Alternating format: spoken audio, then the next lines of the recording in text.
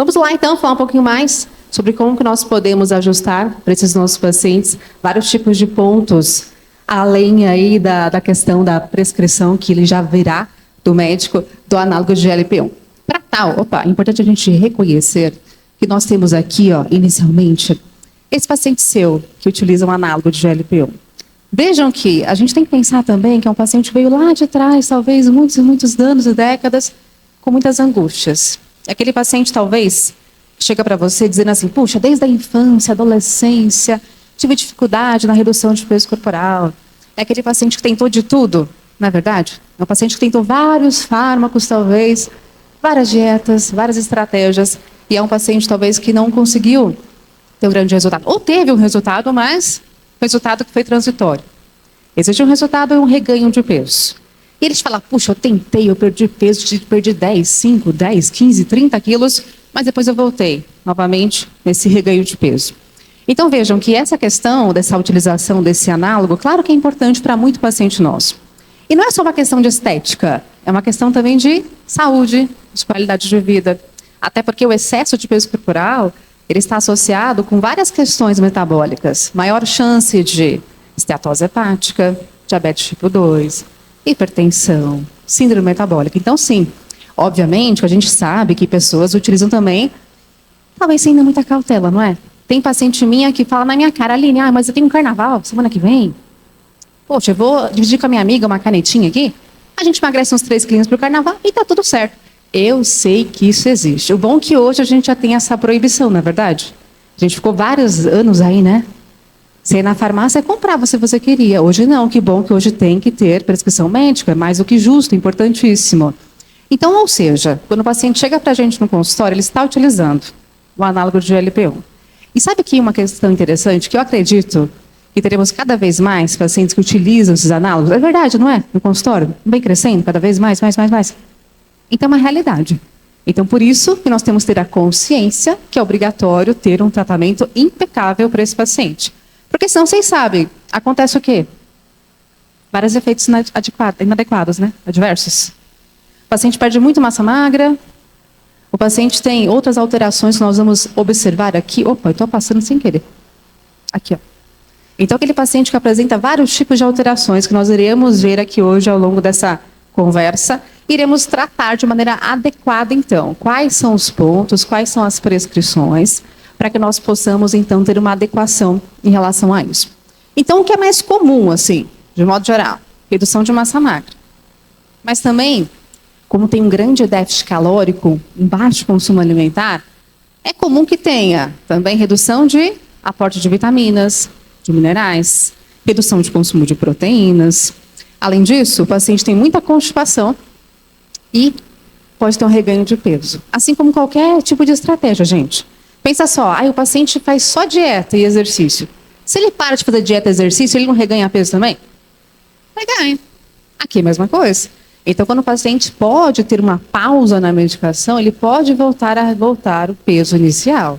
Então, isso acontece em qualquer tipo de estratégia, medicamentosa ou não.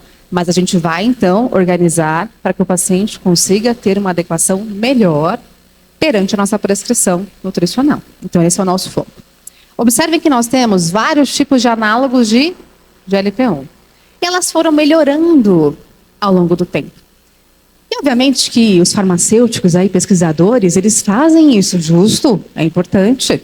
Então, lá anos atrás, 2010... a gente teve esses estudos cada vez mais proeminentes e tivemos, então, uma liberação da Victoza. Vocês lembram disso? Lá atrás, para o diabetes, não era? Eu lembro que foi no congresso no Canadá e lá foi lançado esse tipo de medicamento. E o que acontece? Naquela época, era usado exclusivamente para tratamento do diabetes. Tipo 2 especialmente. Só que aí percebeu-se que esses pacientes tratados também tiveram redução de peso corporal. Aí, puxa vida, que curioso. Então, tem um outro efeito interessante aqui, redução de peso. E cada vez mais foi utilizado, então, off-label para essa prescrição de emagrecimento. Só que o negócio foi tão bom, a redução de peso foi tão interessante, expressiva, que começou-se, então, a ter estudos voltados para o emagrecimento. Então, nós temos algumas sociedades, como o FDA, como a FSA, como a Anvisa, que vão liberar. Então esse tipo de medicamento vai ser para o diabetes. Esse outro pode ser igualzinho, tá, gente? Mas ele tem um outro nominho, que é para emagrecimento. Então foi o que aconteceu. Nós temos alguns análogos que são classificados e regulamentados para controle glicêmico para o diabetes e alguns regulamentados para redução de peso corporal. Como vocês podem ver, ó, então liraglutida é a Victoza, mas pode ser também Saxenda. Observem que cada um deles, então, tem uma forma química diferente. Isso tem um quesito interessante, porque nós podemos ter, consequentemente, menos efeito adverso ou mais efeito adverso, ou também maior potência em emagrecimento. Pode reparar, ó, quando você compara semaglutida, a redução de peso pode ser maior. Nós temos, então, aqui Ozempic e Wegovy. E, além disso, não só essa questão, mas também a forma de prescrição. Se vai ser diária ou se vai ser semanal também. E a mais recente, a mais falada ultimamente, é a Mounjaro, não é verdade? Então, Tirzepatida é a Mounjaro. E também existe, de modo assim não tão falado normalmente, mas também tem Rybelsus, que seria via oral. Então, qualquer um deles, seja qual for o seu paciente utilizar, eles são análogos de GLP-1. Observação importante. Tirzepatida, ela é um análogo não só de GLP-1, mas também de GIP. Só para retomar, no nosso intestino, nós temos então as incretinas, que são GIP e GLP-1. GLP-1 é mais potente, ela tem efeito mais expressivo, mas o GIP também, ele é importante. Então, concorda que uma tirzepatida, ela pode ter um efeito mais ainda expressivo? Porque ela é a combinação de ambos, GIP e GLP-1. Então, por isso que ela está tão aí em alta, com vários resultados proeminentes no consultório e também na prática clínica e também nos estudos científicos. Observa que, quando a gente fala sobre GLP-1, que está aqui no meio, a gente então tem naturalmente uma liberação de GLP-1. Então, quando a gente se alimenta, especialmente alimentos proteicos, nós temos então liberação de GLP-1. O que acontece? GLP-1 sai lá do intestino, cai na corrente sanguínea, vai para o pâncreas, estimula o quê? Liberação de insulina, muito bem. E além disso sai, vai lá para o cérebro e vai atuar lá no arqueado, estimulando então a saciedade. Então por isso que o paciente tem muita saciedade. Ah, eu sei que tem um paciente ou outro que não tem, não é verdade? É raro acontecer, mas acontece. Já peguei alguns, pouquíssimos, mas acontece. Mas a maioria tem muita saciedade. Mas não é só saciedade, né, gente? O paciente fica enjoado também, não fica? Alguns muito enjoados. É vômito, de modo até mais intenso.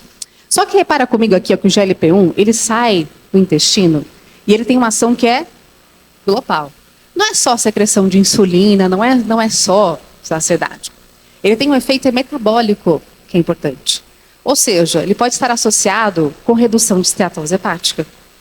Com, claro, sensibilidade à insulina, porque libera insulina, capta a glicose, sim.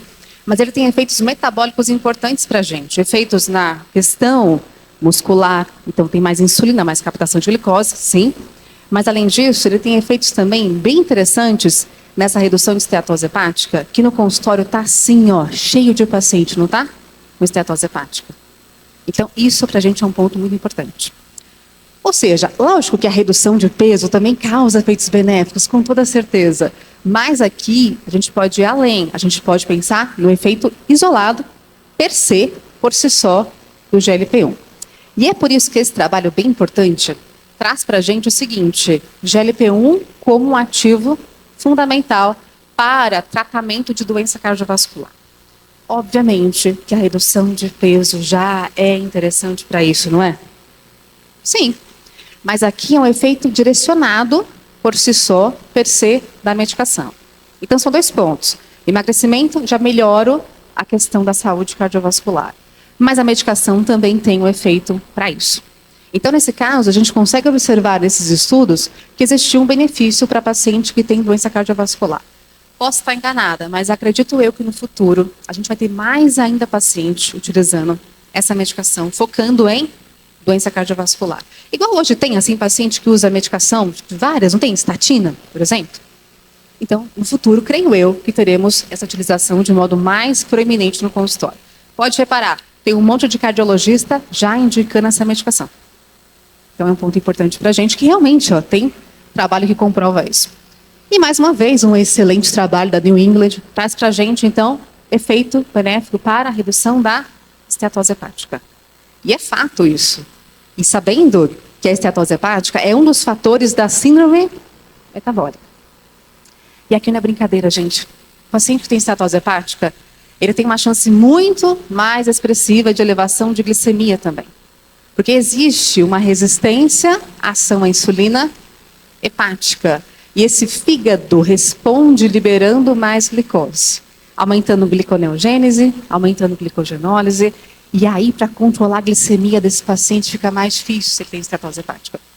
Então, a questão é, ele vai perder peso, já melhora esse ponto. Interessante.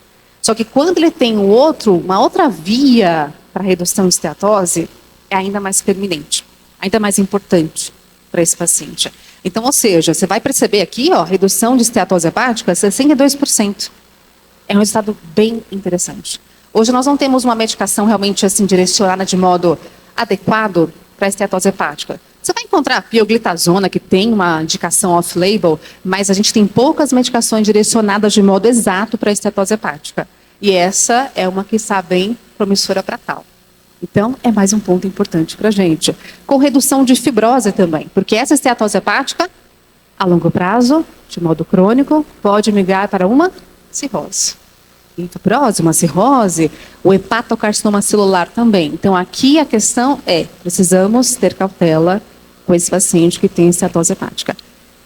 É fácil reduzir a esteatose hepática? Demora muito, né? Pelo menos 6 meses, pelo menos, para ter uma redução. Então, essa medicação vem cada vez mais com tudo para tal. E, cuidado, esse trabalho aqui é algo pontual, único, exclusivo e recente. Então, não dá para falar que é uma realidade absoluta. Qual que é o ponto aqui? Medicação, então, utilizada semaglutida para indivíduos que estão dependentes do álcool. Não estou dizendo que isso sempre é uma realidade. É um trabalho inicial. Pode reparar que hoje a gente tem muito trabalho com esses análogos de GLP-1. E cada vez terá mais. Isso é muito bom. Então, teremos mais comprovações futuras. Com certeza. Isso aqui é um spoiler, basicamente. Então, será que realmente ele tem uma eficácia para tal? Vamos pensar. Vamos ver. É um ponto inicial. Então, para aqueles pacientes que têm esse vício na bebida, no álcool, pode ser um ponto interessante. Porque ele tem tanta saciedade que ele pode reduzir o consumo de álcool também. Então, nesse estudo, voltaram para uma outra temática. Não é nem emagrecimento aqui. Então, aqui é uso abusivo de álcool. Então, é algo muito inicial ainda para falar com certeza. Mas eu quero que vocês tenham esse reconhecimento. Quando chegar um paciente seu que utiliza, é um ponto a ser observado também. E pensando também em emagrecimento, não tem paciente que é assim, ó. Chega em casa de um dia cansativo de trabalho. O que ele faz? Não todos, né? Mas o que ele faz? Vai lá, come um petisquinho, um baconzinho, nossa. Com uma cervejinha.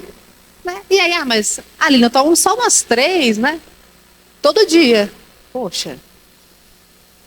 Aí complica, né? Vou fazendo o meu jantar ali e aí eu vou tomando. Então, complica um pouquinho. Então, a questão é, também tem caloria. Além do mau hábito do consumo de álcool, também tem caloria embutida aqui. O álcool tem caloria por si só. Então, já consegue emagrecer se ele não tem o consumo de álcool também. Pois bem, então tá. O paciente está usando o análogo de GLP-1. A gente vai cuidar dele agora. Quais são os 10 passos para tal? Separei para vocês aqui alguns pontos importantes, porque é muito comum que ele tenha esses efeitos. Alguns em maior magnitude e alguns em menor magnitude. Então, ele pode ter muita náusea, constipação, cefaleia, cansaço, halitose, são os principais. Claro, também associado a isso, redução de massa magra, a gente vai chegar lá, tá?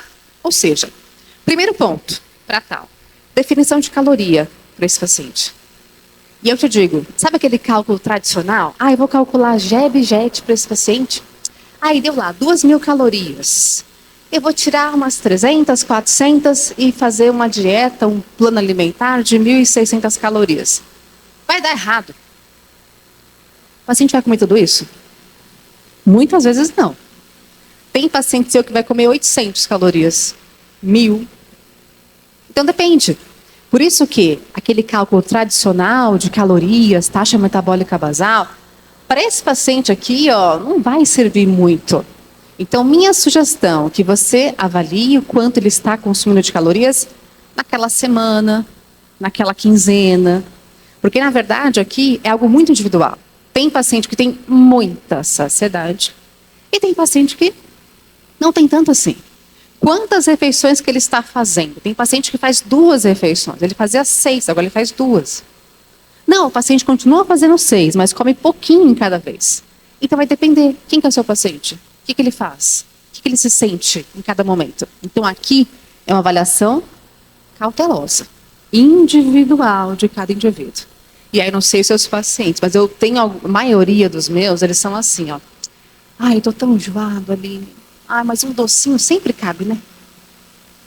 Não é verdade? O frango lá não vai. A proteína é muito negligenciada. Então, cuidado com isso. Tem muito paciente meu que negligencia a proteína. A gente não pode deixar isso acontecer. Porque senão ele vai perder peso, vai, mas perde muito mais, ou assim, boa parcela, em massa magra. Então, cautela. E o docinho entra fácil, né? Sorvetinho, um bombonzinho. Então, cuidado com isso. Atenção. Por isso que, inicialmente, vamos definir as calorias para esse indivíduo de acordo com o que ele consegue. Você até pode pensar em cálculos energéticos, mas sempre com aquela cautela de vou olhar o quanto que ele come hoje. Semana que vem, o médico aumentou a dose. Vai mudar de novo? Então, é acompanhamento próximo. Semanalmente, se possível. Vai ser importante. E como eu te falei, olha aqui esse estudo, ó, que mostra pra gente mais de 1.500 adultos utilizando, então, semaglutida, tiveram redução de peso? Sim. Só que essa redução de peso foi muito variável. Alguns deles perderam até, ó, 40% de massa magra. Gente, é muita coisa. A gente luta tanto na academia para ganhar, para aumentar essa massa magra. Aí você vai perder, assim. Então não dá para negligenciar. Como a Camila falou, mulher 40 a mais, mulher na pós-menopausa, é ainda mais caótico. Então não dá para negligenciar. A gente precisa aqui manter essa massa magra e conscientizar o paciente. Porque tem paciente, ai que maravilha, perdi 50 quilos na balança, mas foi 30 de massa magra. Não dá, né? Então vamos conscientizá-lo também. E para tal, o ajuste de consumo de proteína é determinante, fundamental. A gente tem algumas faixas de proteínas, desde lá 1,2 até 2,2 está de bom tamanho. Se puder ser mais do que 1,2, claro que é melhor, gente. Mas por que eu coloquei uma quantidade um pouco mais assim, baixa? Porque às vezes a pessoa não aguenta tanto.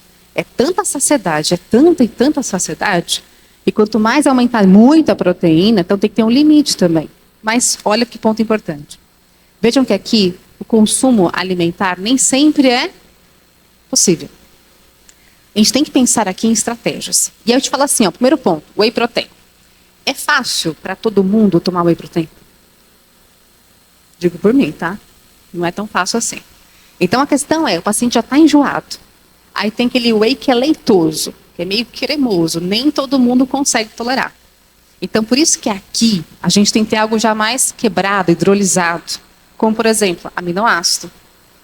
Então, fica muito mais fácil para consumo, não vai ter tanto desconforto gastrointestinal. Então, por isso que, claro que você vai adequar na alimentação, óbvio, a gente vai adequar, calcular a proteína diária para cada paciente, vamos fracionar na alimentação, mas vai ficar faltando, porque aquilo, você coloca lá 100 gramas de frango no almoço, duvido comer. Vai comer 60, talvez. E aí está faltando. Se está faltando, paciente, seja sincera comigo, sincero comigo, para que eu vou ajustar, então, em suplemento. É a verdade. Você não pode perder massa magra. Então, nesse sentido, vamos pensar em proteínas para esse paciente, que são fundamentais. E nós temos, então, aqui aminoácidos que podem ser bem pertinentes para tal. Além disso, um outro ponto que pode ser interessante, colágeno hidrolisado. Porque a gente consegue, então, ter um aporte mais interessante aqui de proteínas para esse paciente. Vale observar, então, que o colágeno hidrolisado acaba que ele tem uma digestão, já está pronta, né? Está hidrolisada, e não causa tanto desconforto gastrointestinal e nem tanta saciedade assim, porque ele já está muito, muito, muito saciado. Então a gente tem que ter um equilíbrio em relação a isso. Então pensem sobre essas questões e além disso também, obviamente, creatina, que vai ser fundamental para o treinamento especialmente, e treinar, né, gente?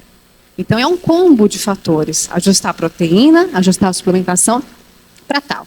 E aí entra então a prescrição do amino. Quantas vezes por dia, Aline? Depende. Seu paciente, qual que é a quantidade proteica para ele? O que você calculou para o seu paciente? O quanto que está faltando? O quanto que ele consegue consumir na alimentação e o quanto que falta? Então, de repente, pode ser 1 dose por dia? 2 doses? Depende de quanto que ele precisa. Ah, é uma paciente que não consegue. Aline, nossa, ela come ali o almoço, come só um pedacinho assim de frango bem pequenininho.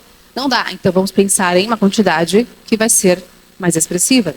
Então aqui observem que é interessante porque já está quebrado, são aminoácidos que são isolados, que eu tenho uma boa oferta de boa qualidade e além disso, então eu consigo ofertar sem dar esse desconforto gastrointestinal que o paciente costuma ter quando usa esse tipo de medicação. E como eu te falei, reparem também que essa prescrição de colágeno hidrolisado pode ser interessante pelo mesmo motivo, porque nós temos aqui uma proteína que vai ser interessante para tal, que vai estar já mais hidrolisada, quebrada, que não causa esse desconforto também que nós comentamos.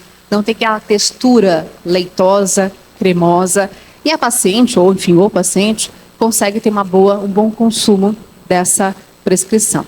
Reparem também ó, que aqui nós temos 8,7 gramas de proteína por dose, então é um aporte interessante. E além disso, combinado também um combo de vitaminas, que vai ser minerais também, que vai ser importante porque se a paciente ou o paciente tem um baixo consumo alimentar, é comum que também tenha redução, então, de nutrientes consumidos. Então, assim, podemos pensar nessa adequação que vai ser interessante para tal. Sempre se lembrem, a saciedade aqui, ela vai ser alta para esse paciente. Então, a gente tem que pensar em proteínas já mais quebradas, aminoácidos, para complementar essa prescrição, o que vai ser interessante para tal. E como nós comentamos, o treinamento vai ser fundamental. Eu não consigo aumentar a massa magra sem treinar. Adoraria, mas não dá. A gente tem que treinar para isso. Então, o ponto é, quando ela vai começar, ele vai começar a fazer o treinamento, é importante que tenha, então, essa energia mais disponível. Então, o Energy pode ser um ativo interessante para a gente, porque tem uma combinação fundamental aqui da creatina, especialmente. A gente já sabe de maneira assim muito rica o quanto a creatina ela realmente tem uma grande evidência para a construção, para auxiliar na construção muscular, até porque ela consegue auxiliar nessa ressíntese de ATP e, consequentemente, bem importante para um treino de musculação, mas, enfim, qualquer treinamento vai ser pertinente a creatina. Então, aqui a gente consegue ter essa prescrição que vai ser interessante, 3 gramas por dose. E, além disso, o HMB, sabe que o HMB ele é ainda mais pertinente para pessoas com a idade um pouquinho mais avançada? Ele tem mais evidência científica ainda para tal. Então, se eu pensar, lembra, vamos voltar. Se eu pensar naquele paciente que tem doença crônica, metabólica, se aquele paciente que tem uma esteatose hepática, tem um diabetes tipo 2, é um paciente com a idade mais avançada, aí vamos supor que o cardiologista indicou para ele a medicação, o análogo de GLP-1.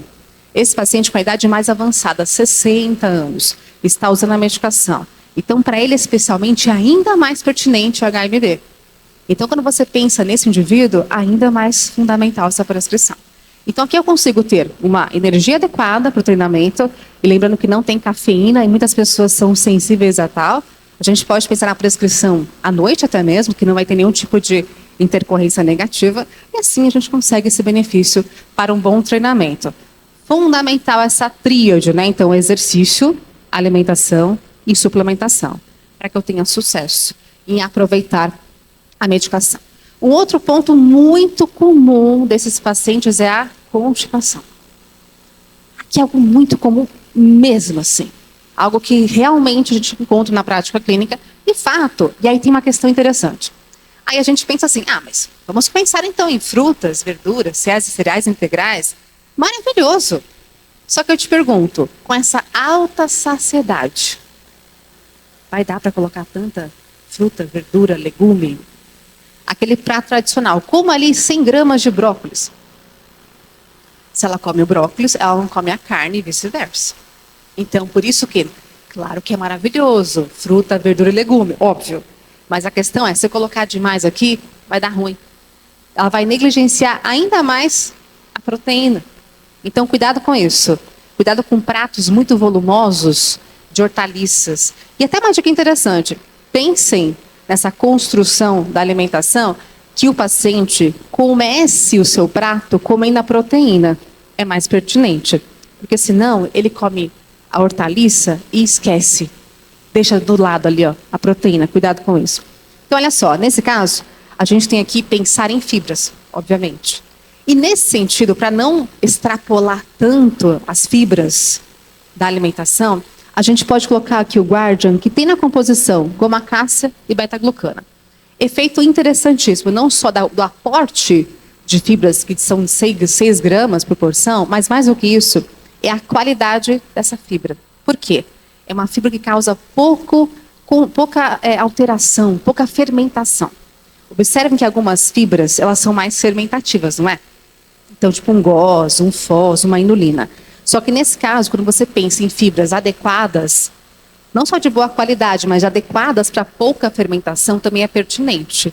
Porque esse paciente aqui precisa de qualidade também, essa questão intestinal. Então, pensem sobre a qualidade da fibra também. Outra questão que é comum, cefaleia, dor de cabeça e halitose.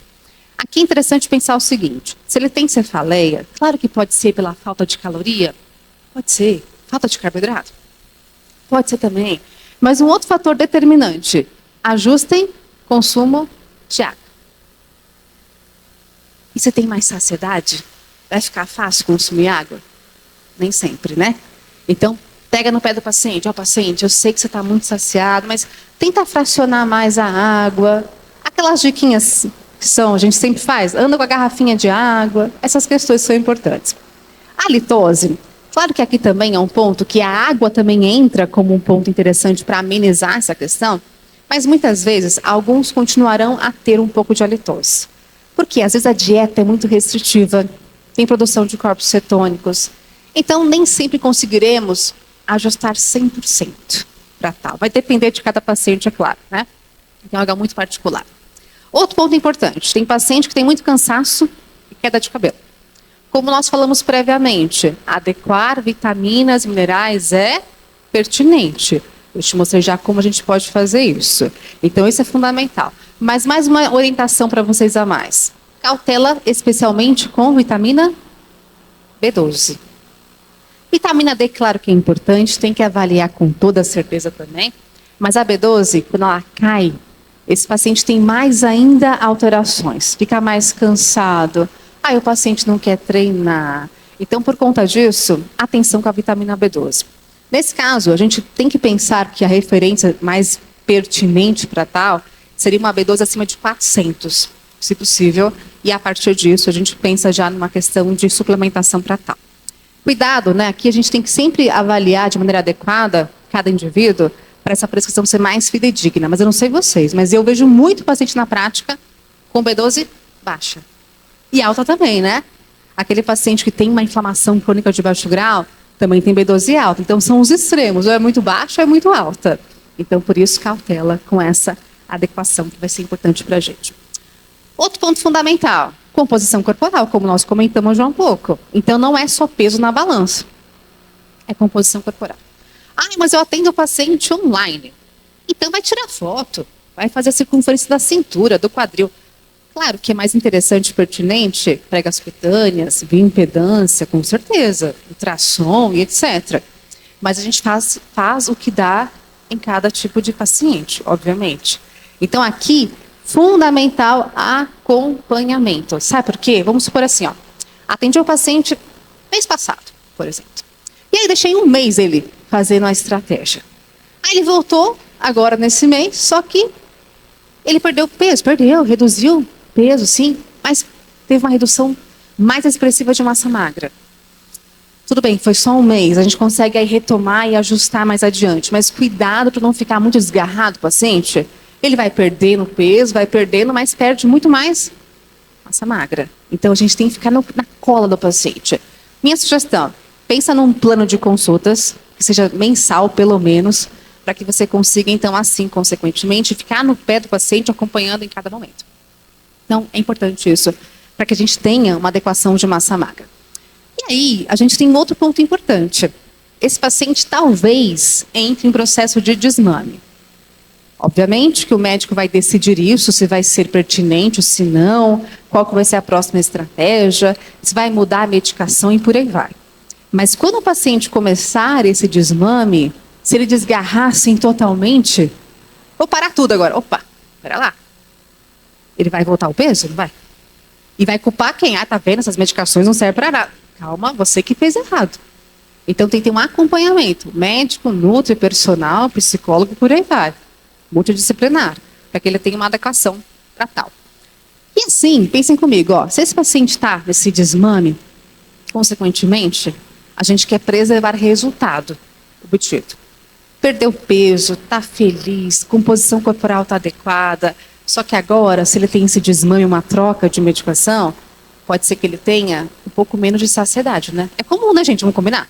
Tinha o GLP-1, não tem mais? Vai dar mais fome. Se tem mais fome, quem que volta de novo a ser uma boa prescrição? Proteína sempre vai ser, com certeza. E também fibras, concorda comigo? Então, aqui quando a gente pensa de novo, ó, no LeveSense, você consegue ter, então, esse combo de prescrição. Tanto a proteína, o colágeno, no caso, hidrolisado, quanto também a fibra presente para tal. Então, essa é uma adequação que precisamos sempre pensar sobre isso, que o combo fibra, proteína, sempre tem que estar presente ao longo de todo o tratamento. E o amino também vai ser aí um complementar para tal. Para que eu consiga ainda ter muita proteína disponível para esse paciente. Não dá para negligenciar proteína. Proteína, aminoácido, enfim, para que nós consigamos, então, ter resultados duradouros, satisfatórios. E sabe o que também é importante pensar? Esse paciente aqui, ele tem que aprender a comer e a suplementar. Não pode ser aquele paciente assim, ó, ai, mas eu estou emagrecendo, comendo docinho. E vai emagrecer, não vai? Porque ele come só um pouquinho de docinho. Um bombonzinho, uma paçoquinha. Troca o jantar por um sorvetinho. Ele está emagrecendo. Ó que delícia. Mas aí, quando ele parar a medicação, o que vai acontecer? O docinho vai continuar e vai aumentando. Então, ele tem que aprender que, ó, o paciente agora, ó, proteína é a sua prioridade. Aminoácido, proteína, tem que estar na sua vida. Você precisa aprender a comer direito e suplementar também, porque você vai manter isso daqui, ó, depois. Agora tá fácil, né? Com a medicação. Mas e depois que vai parar? Tem que continuar com a prescrição. Então, ele vai aprender durante esse tempo. 6 meses, 8 meses, 1 ano. Aprendeu? Aprendeu. Então, agora é hora de continuar sozinho. E aí, por isso que a proteína e a fibra tem que continuar para sempre. Nesse caso, ó, manutenção, então. Prevenção de reganho de peso. De novo, ó. Aminoácido vai ser fundamental. Proteína fundamental. E ele vai continuar com treino, né? Por favor, paciente. Adequação na alimentação, suplementação e treino, para que ele consiga constância. Tem muito paciente nosso que vai continuar muito bem, obrigada, com essas prescrições. Alimentação, suplementação e exercício. E talvez nem volte a usar a medicação. É o que a gente quer. E se voltar também, gente, não tem problema, tá? A gente volta de novo a tratar o paciente desde o início. O importante é que ele consiga, então, ter qualidade de vida, que ele consiga ter mais anos de vida com qualidade e, assim, consequentemente, ele consiga um benefício sem ter redução de massa magra expressiva. Um pouco vai ter, tá, gente? Um pouquinho sempre tem. Mas ele vai conseguir depois ter mais benefício com o exercício, com a suplementação, com a alimentação. Ele pode até aumentar essa massa magra. Então, olha que lindo. Chegou para você um paciente hoje, ou ontem, ou ano passado, um paciente que chegou com obesidade sedentária, comendo super mal. Ele começou a usar a medicação. E aí, consequentemente, você adequou toda a alimentação e suplementação. Ele começou a treinar. Então, ele foi reduzindo peso, até reduzir um pouquinho de massa magra. Só que ao longo do seu tratamento, ele começou, então, a treinar, começou a aumentar a musculatura. Ele sai, depois de 1 ano, 2 anos, com menos gordura e mais massa magra. Olha que beleza, que maravilha. Com saúde, qualidade de vida, a longo prazo. E ele aprendeu a fazer o processo. Ao longo de um ano completo, um ano e meio, enfim, esse paciente aprendeu como é o processo de saúde, adequação na alimentação, de qualidade, de escolha. E leva isso para a vida toda, é o que a gente deseja. Mas se ele cair em algum momento, voltar a ganhar peso, tudo bem, a gente trata dele de novo. O importante é constância e parceria, para que o paciente te conte o que ele está fazendo, senão ele vai esconder. Então, esteja bem aberto, para que o paciente saiba que ele pode confiar em você. E assim, consequentemente, tem resultados que são duradouros, prolongados, a longo prazo. Então, aqui a palavra é acompanhamento. Tem que conscientizar o paciente que é um acompanhamento constante em todos os pontos, para que ele consiga ter mais resultado da medicação. A medicação é incrível, é maravilhosa, mas sozinha ela pode não ter um bom resultado a longo prazo. E assim, com alimentação e com suplementação, eu te garanto, com exercício também, eu te garanto que o resultado vai ser muito satisfatório e muda a vida de muita gente. Então aproveitem, façam prescrições adequadas e vejam resultados aí duradouros a longo prazo. Então, muito obrigada e até uma próxima.